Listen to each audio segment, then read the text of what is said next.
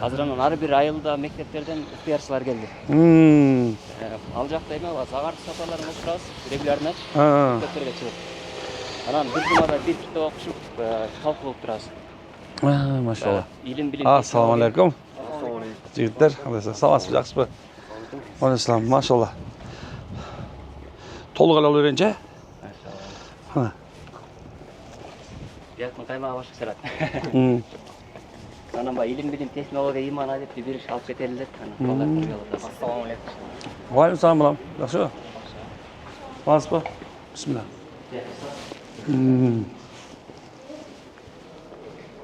Сіздерге кетпегенде біздің оқытушылар жалпы жария кетірген жоқпыз. Құдай сен жаштарға бір чоң форматта ұйыштырасың ғой. İnşallah. Валейкум салам. Ай, менің қыздарым. Вай, машалла, машалла. Ассаламу алейкум. Ой, машалла. Ассаламу алейкум. Жақсы қыздарым.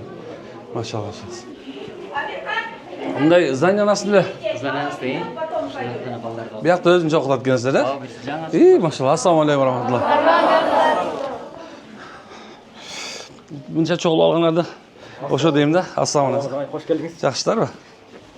Саламатсыздар, жақсы ба? Мен кішкене көзімнен жаш шығады, соның үшін қажат болбайсыздар. Отыра берейін, отырыш керек қой. Мындай эле сүйлөшөм жетет окшойт. Болду экен. Аралаңыздар. Ой. Аманы бейиш болгон апалар, бейиштин дарбазасы болгон аталар, кош келдиңиздер, урматтуу окуучулар. Агай, Кыргыздын Бермет болгон Ысыккөлгө кош келдиңиз. Рахмат. Бул жактан буюрса, ар кайсы айылдардан 3 райондон келди окшойт. Ак суу, Түп, жана ошондой эле 7-8 райондордон ата-энелер жана ошондой эле окуучулар келишти. Ошо жакшы болду. Эми сөздү көп созбой эле, устазга берели. Алкым дебей, калкым деп, тулкум дебей, журтум деп алыстан атап келген Эрмек устазга бир дүркүрөгөн колчолор менен сөз берели. Ne diyorsun söyleyeyim ya? Жаштарға да кеңеш. Makul makul. Assalamu alaikum. Sizler emniyen aytıştı bilbeydim da. Jalan uçoğunuylar oturup olsa var болады ekan sizlerge. Maşallah Allah razı olsun. Jana başında aytkanday urmatlı apalarыбыз, эжекелерибиz maşallah. Negiz эле ушул ата-энелер мына ушундай балдардын өздөрүнүн балдарына илим билим алса экен, келечеги кең болсо экен деп, жашоодо бир алдыда бир максат коюп берели деп, ушу окутуп атасыздар. Машалла. Бул өтө чоң бир ата эненин алдындагы милдеттердин бирөөсү. Авал биринчи негизинде өзү балага жакшы ат коюш керек болгон болсо, экинчиси бизде илимди озот демекчи, шариятыбызда дагы, калкыбызда, каадабызда дагы эле заман бар жагында бул ата эне баласына билим бериши шарт экен. Эмне себептен десе, анткени ошол баланын илимди болушу анын келечегин түзөт. Мисал алсак, пайгамбар саллаллаху алейхи вассалам кыздар жөнүндө айтканда, эне эң жакшы медресе деп айткан, же болбосо эң жакшы мектеп. Кээ бир алымдар түшүндүрүп айтат, эмне себептен мындай десе, анткени себеп адамдар караңгылыкка түшүп, жахилят баягы илгерки бир доорлорго түшүп, өзүнүн кыздарына билим бербей кое турган болсо, эртеңки күндө чоңое турган балдар, алар төрөй турган балдар дагы баягы көчөдө калып чабан болуп, эми кечирип коңуздар, чабан болуш да жаман нерсе эмес, бирок айтайын деген нерсе, илимсиз, билимсиз этика, маданият ошол мезгилде бир өзүнүн кайсы бир шыгы болгон болсо ошону чыгара албай, эртеңки күндө ошо балдарына да туура эмес тарбия бербесин деп пайгамбардын айткан улуу сөзү. Ал эми жалпылай айта турган болсом, пайгамбар саллаллаху талабул илме, илим талап кылуу дейт. Фаридатан кулли муслим кулли муслимат. Же болсо илим талап кылуу баардык мусулман эркекке дагы, мусулман аялга дагы парз деген. Кайсыл убакка десе, минал лахди, минал махди. Же болсо төрөлгөндөн баштап өлгөнгө чейин баарыбызга илим парз болду. Эми илимди ар кандай жолго бөлөбүз, бирок ошонун биринчиси Кудайды таануу болсо, Кудайды таануганда жөн эмес, балким чырайлуу таануу керек экен. Кантип тааныйбыз десе, эми албетте жадыбызда ва жүрөгүбүздө баардыгыбыз Кудай деп согот. Чалынып кеткен адам да Кудай дейт, качып бараткан адам Кудай дейт, оорубан адам да Кудай дейт, туурабы? Оорубаса деле күнү эртең менен Кудайга шүгүр тургузган деп айтып, адам баласы Кудайды таанып келген. Бул бизди Кудай таануунун өзгөчө башкача жолу деле жок. Бирок ошондой болсо эле бул дагы бир илимдин чоң бир жолу, же болсо баш аты болуп эсептелет. Биз жакында ушул жөнүндө бир конкурс өткөздүк. Дүйнөгө исламды тааныткан даанышман аалымдар туурасында. Ал жөнүндө жөн эле эмес балки биздин эле ушу Кыргызстандын кулунубуз Дайырбек деген балабыз жазган. Мына сиз агайыңыздар да ушу илим билим жагында көптөгөн китептер жазып жүрдүлөр. Ошол эмеде мен дайыма мында агай устаздын дайыма китептерин окуп, ошондон да кээ бир убакыттарда өзүмө как шпаргалка катары керек мына колдоном. Дейин дегеним, демек машалла илим алуу ар бир мусулманга негизи адам баласына парыз экен. Мынакей инновация деп коебуз, технология өнүп аткан заманда биз балдарыбызды көчөңкү заман менен калтырыш туурус эмес. Анткени улуу бизден мурунку коом дебейли, бизден мурунку өтүп кеткен биздин ата бабаларыбыздын эң улуусу пайгамбарыбыздын күйөө баласы Азирети Али, сиздер өзүңөрдүн балдарыңарды алардын өзүңөрдүн заманыңар менен эмес, балдарыңардын заманы менен тарбиялагыла, же болбосо окуткула, билим бергиле деген. Ошол эле Азирети Алинин да бир айткан нерсеси бар. Бир тамга үйрөнгөн болсоңор, аны 1000 жолу кайталагыла деген. Демек бизде сиз менен биздин ата бабаларыбыз дайым ушул нерсени колдонуп келген. Мен азыр келет аябай сыймыктанып келатам. Мына биякта Карл Ололия деген чоң өлүп өткөн. Ал киши өзү динден дагы сабаты чоң болгон, сүйлөгөн сөздүн баары дин болгон. Балки мен өзү диндар адам болгон сенен дин жагынан сиздерге бир далил катары айтып өтүп калган, бирок ошондо ошол ал менин ата бабам эмес, ал силердин да атаңар, силер менен биздин ата бабалар, бизге жол чаап, Кыргызстаныбызды мындай берметте улан үстүкөлүбүздү чытап кеткен адамдар болуп эсептелип турабы?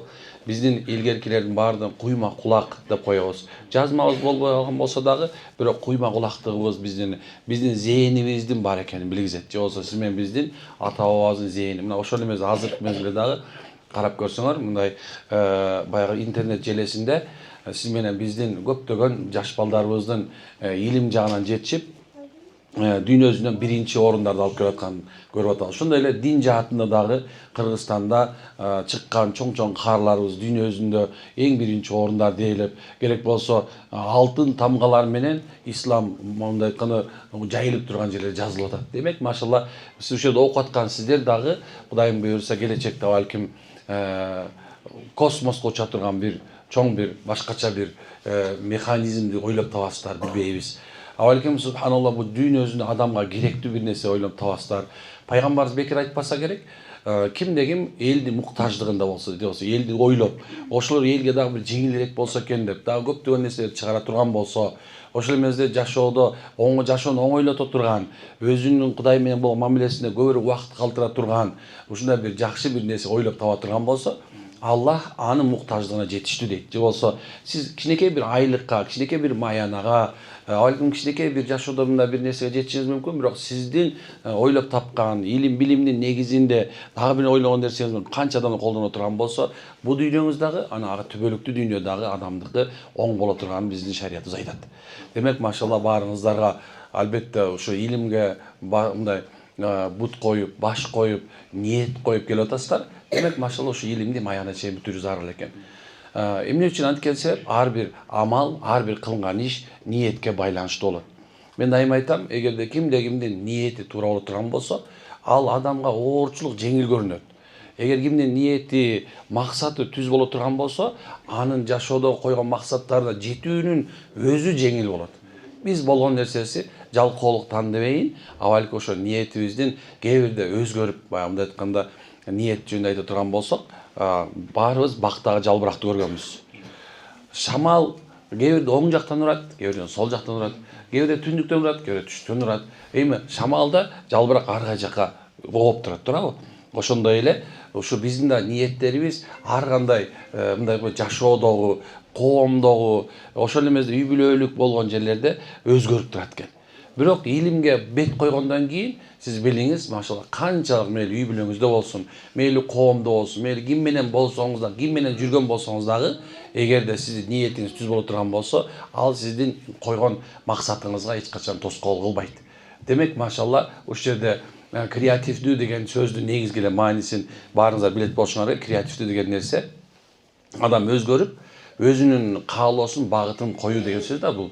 Чын-чын келгенде креатив адамдын салтканда башкача мышление, башкача ойлонуу дегенде маани берет.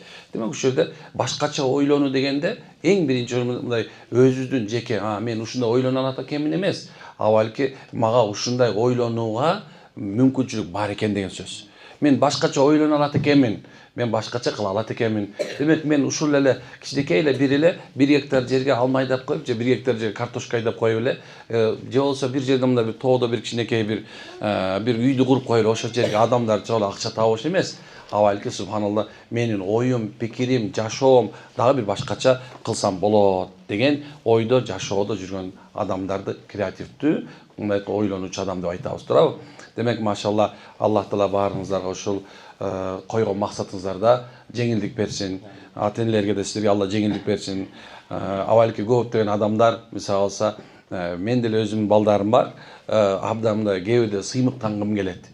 Балам менен сыймыктанган. Анткени эмнедир бул биздин каныбызга салынганбы? Биз ата-энелер дайыма сыймыктанууну каалайбыз туурабы? Балам жакшы чыкса, балам ушундай бир адамдарга пайдасы тийсе, ушундай мындай оюбуз эмнедир? Дайыма ушул баладан үмүт кылуу бар туурабы?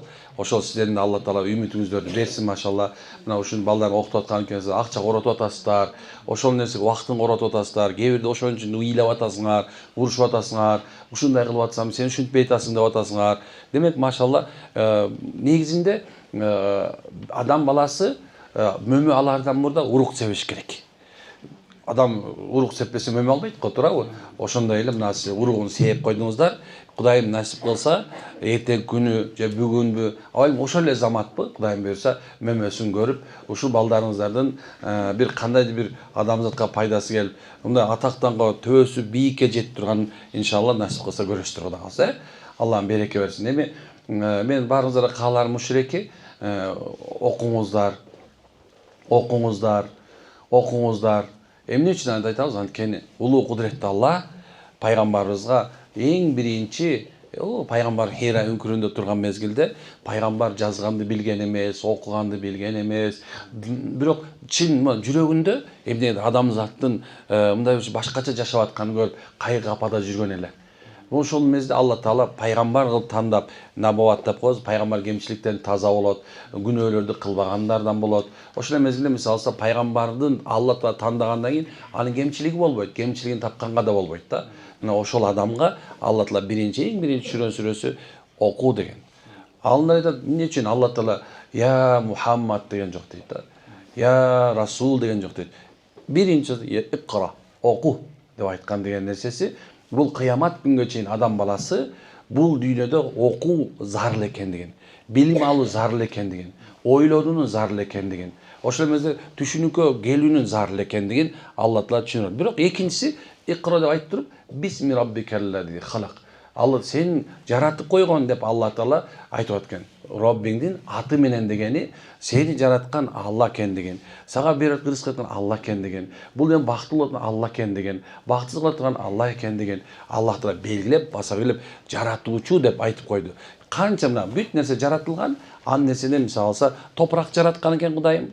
Аны сиз менен бизге окшогон илимди билимдүүлөр топуракты аралаштырып, анын ичинде мындай нерсе кошсок, мындай нерсе темир алынат турбайбы? Мындай нерсе кылып турган болсок, андан алтын алат турбайбы? Мындай анан уран алынат турбайбы? Анда болсо дагы бир кандай нерселер алынат турбайбы деп илим билим негизинде мынакей эмнекен алар дагы силерге окшоп эле баштаган адамдар эмне кылды? Тапты. Алла жараткан нерсе. Түшүнүштү. Асманды караса 7 катар экен. Жөн эмес экен, баарыбыз билебиз туурабы? Эми атмосфера экен мына. Бизде аба бар нерсе. Андан стратосфера экен. Ортосунда бир кандай бир аба жок жер бар экен. Эми андан өткөндөн кийин ааламдын башкача чеги башталат экен, туурабы? Эми ушул нерсенин баардыгын тең мындай айтканда түшүнгүлө, ойлонгула, окугула деген Аллах Тааланын белгиси болот экен. Караңыз. Демек, ар бириңиздер окуунун мындай бир экинчи тарапка койбогула. Билсеңиздер керек, пайгамбардын бир улуу сөзү бар. Кимде ким Куранды артына койсо, алар утулат. Эмне себептен Куранды айтып атат? Анткени Курандын ичинде илим алуу, жашоонун шарттары, дүйнөнүн маңызы толугу менен берилген. Эгер адам баласы динди туура түшүнсө, Куранды туура түшүнгөн болсо, ошондо эч качан эмнекен 5 маал намаз окуп эле, башын жерге сайып эле, анан ушул эле экен деп дүйнөнү тыштап, окубайт, тыштабайт экен. Бир гана нерсе эмне экен? Качан динди түшүнгөн адам, анда мен окушум керек экен. умтулушум керек экен. Мен бул жерде токтошум керек экен. Караңыздар, дагы мисал биз медреселерде, университеттерде, академияларда окуганда ошол жерде бир кичинекей бир таалимул мутааллим деген үйрөтүп, үйрөнүү деген мындай бир кичинекей китеп бар да. Ал деле бир 10 барак эле да, эгер арабчасын 10 барак. Сиздер деле ошону алып окусаңыздар болот. Азыр кыргызчасын которуп коюшкан. Бирок ошол жерде ушундай нерсе бар да. Илим алуу үчүн дейт, алыс-алыс сапар кылла деп жазылган. Илим алыш алыс сапар кылла деп айтат. Эмне себептен? Анткени биринчиден сиздин бул жердеги илим алышыңыз, мен дагы да өрчүшүм керек экен деп башка мамлекеттерге барып окушуңар, ал жердин опытын алуу. Ошондой эле мисалы жана Дайырбек деген энебиз ушул бир китепти жазуу үчүн 3 мамлекетти кыдырып келгенин айтат да. Турцияда окуган экен, Кыргызстанда, Турцияда, ошондон кийин Европага бардым дейт. Ушул Европанын канча шаарларын кыдырып отуруп, ушул мусулмандардын изилдеп отуруп ушул китеп келдим дейт да, отуруп. Ушундай бир жүрөгүм мындай бир болуп дейт, жүрөгүмдө машалла. Демек, изденүүнүн аркасында сөзсүз ийгилик бар экен. Изденүүнүн аркасында ийгилик бар экен мынакей. Демек, ошол алыс-алыс сапарлар кылла. Алыс-алыс сапарларды кылып окуңуздар машалла. Ошону алыстан сапардан келген ошол муалимдерди сыйлай турган болсоңор, силердин да Кудай буйрса балдарыңардан, кыздарыңардан иншалла илимди, билимди, мындай бир Кудайды да тааныткан, адамды да тааныткан, жашоону да тааныткан чоң-чоң бир устаздар, устаттар чыга тургандыгын эч качан жадыңардан, эч качан көңүлүңөрдөн чыгарбаңыздар машалла. Караңгылык доор өткөн, бүттү. Караңгылык жок, азыр жарыктык. Караңгылык жок болду. Балки мен да караңгы болгондурмун бир заманда. Мына биздин замандагылар караңгы болгондурбуз. Бирок силердин заманда ушул мезгилде караңгылчылык жок. Караңгычылык жок. Караңгычылык деген нерсе бул дин караңгылыгы эмес. Балки жарыкты көрсөтүп турган чыныгы жол чындыгы эледечи. Бирок адамдар бул дүйнөнү азыр мындай бир кичинекей бир нерсе менен эле мындай изилдеп коет экен да. Бүт жана керек болсо дүйнөнүн кычыгын көрүп койсо. Мен көчөнө отуруп Google картаны мынтип ачып акырында субханалла ушундай нерсе мен мындай Венецияны көргүм келчү да. Көчөмө отуруп койдум да. Канча экен, анын бар канча деңизден эле кандай турат, канча баш айтып атам. Айдым канча миллион доллар коротпой эле, же $1000 коротпой эле ушул жерде отуруп эмне алып койдук? Кичине көрүп койдук карасаң. Демек, алаканда турат экен. Сиз менен биздин жашообуз алаканда туруп калган заман азыр. Ошон үчүн эч ким эч качан мындай караңгылык доорго эми түшпөйт болду. Болгон нерсеси адамдар илим, билим алган сайын текеберленип кетиши мүмкүн. Менсинип кетиши мүмкүн. Адамдар өзүн Кудай сезип алышы мүмкүн. Бирок андай болушу мүмкүн эмес экен. Мына ошондо биз мындай айтканда баардыгын көргөн адам эмнени кылып калат? Бир нерсени, жаңы нерсени көргүсү келет, туурабы? Эми кээ бир адамдар акылсыздык кылып, Кудай таала күнөө деген нерселерге, адамзаттыкка болсо, мындай чын жүрөгүндө ушундай жектелген нерселерге кызыгып, нашага, наркотикке, аракка, кандай десем, мындай бир бейнике көчөдө жүрүүгө, эркек дагы кыз дагы, эркек дагы аял зат да ушул нерсеге кетип калышы мүмкүн. Бирок акылдуулар болсо эмне кылат экен? Пайгамбарыбыздын улуу сөзүн дайыма эстеп турат экен. Пайгамбарыбыз дайыма жаңырып тургула дейт. Дайыма жаңырып тургула. Анан алымда айткан, бу эмне канча жаңырабыз? Күнүгө жаңы кийим кийип туралыбы? Күнүгө жаңы тамак жеп туралыбы? Күнүгө башка жакка барып туралыбы? Аны акылга сыйыш мүмкүн эмес экен. Күнүнө 365 көйнөк алуу мүмкүн эмес экен. 365 тамак жасаш мүмкүн эмес экен, карасаңыз. Ана деди, бул жерде чоң бир сыр жатат дейт. Күнүнө бир бап илим окуйлу дейт. Күнүнө мисалы алса 10 барак китеп окуйлу. Эмне экен? Сен күнүгө акылың дагы, жашоого болгон көз карашың дагы бүт нерсе өзгөрүп турат экен. Биз негизинде мен апам өзгөчө китепке көңүл бурган аял болуп эсептелет. Ушул мезгилде мына 68, мына 70ке таяп баратат, бирок дагы деле болсо китеп окуйт да. Анан бизге айтып берет эле, китеп окуп алам, китеп окугула. Анан кээ бирде тажайт элек да, окуу, кээ бир китепти 2 жолу кайталап салат элек да. Анан эмнеге деп түшүнбөйт элем, бирок китеп окуй бер. Бирок ушул мезгилде мен түшүнүп отурам. Мисалы мына жашым 50ге таяп баратат, мына азыр түшүнүп атам. Көрсө, илим, билим бул жашоонун адамдыгын өзгөртөт. Адамдын канчалык ким экенин билгиңер келсе, анын сүйлөгөнүнөн же болбосо анын басып жүргөнүнөн да билбейт экенсиңер, анын адебинен билинет экен. Адамдын канчалык деңгээлде ким экенин анын деңгээлин адебинен билет экен. Бирок сиз менен биз китеп окубай турган болсок, жакшы адамдар менен жүрбөй турган болсок, кантип адамды жакшы экен деп билебиз. Демек, машалла, ар бир адам өзүнүн чөйрөсүн табат. Ар бир адам өзүнүн чөйрөсүн табат. Билесиздерби? Сенин досуң ким экенин айт, мен сенин ким экениңди айтамын деген.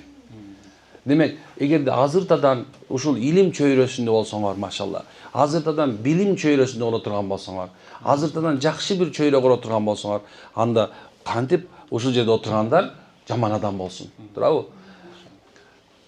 Миллион, 6 миллион болсок, 7 миллион, 10 миллион, 20 миллион боло турган болсок да, билесиңерби? Адамдарды башкаруу зарыл болот. Ошонун үчүн мындай айтканда азыркы замандагыла азыркы заман дегенде мына мурунку 100 жылдан 200 жылдан баштап мына ушу 200 жылдын ортосундагы баардык даанышмандар, баардык философтор, баардык эле негизи эле адам тааныгандардан сураганда айтышкан экен. Албетте бул дүйнөдөгү адамдарды китеп окугандар башкарат деген экен. Башкарат десең башкача эмес, а балки жетекчи болуу илим алган адамдардын гана колунан келет. Илимсиз адамдар, мындай айтканда, мындай кандай десем, эгерде сиз бир билими жок адам аркасына ээрчиген болсоңуз, же акырында чорный болуп кетишиң мүмкүн экен, же болбосо акыртуу жүрүп көчөдө калышың мүмкүн экен, туурабы? Бирок сен илимге болуп аткан болсо, билимге умтулуп аткан, ыйманга чакырган, жаныңда ушу жолдош болуп турган болсо, ал кантип сени туура эмес жолго багыштасын, туурабы? Демек, машалла, баарыңызга Аллах береке берсин, Алла жакшылык берсин. Мен ал саат 2-де де сабагым бар эле, уруксат бере турган болсоңор, машалла, баралы. Бирок сиздерден сураныч ушул, эч качан токтобоңуздар. Койгон максат эненики дагы, атаныкы дагы, баланыкы дагы бир болгонго аракет кылыңыздар. Дайыма колдоңуздар бириңерди. Бирине дайым колдоңуздар. Анткени ата менен эненин колдоосунда ошондой эле ата энесине ошо колдоп атканына түшүнгөн бала болсо, анда Кудай буйрса, эртең күндө сөз өсүп болот иншалла. Аракет кылабызбы? Кантип аракет кылабыз? Ай, машалла. Окуп, ыймандуу болуп, ошентип машалла өз оңдой эле. Аракет кылабызбы ушуга? Эми баарыңыздан Алла разы болсун. Мен көбүрөөк сүйлөп койдум окшойм. Кээ бирлер уктап баштадыңар. Алла разы болсун. Maşallah. Allah razı olsun ustaz. Diğer adamların gözü çıkar, diğer adamların sözü, diğer adamların gözü çıkar deyip. İnşallah sizin içindeki olsa da sözlerinizden bir yakta adamların canlıyla ruhuna şifa olsun. Allah razı olsun.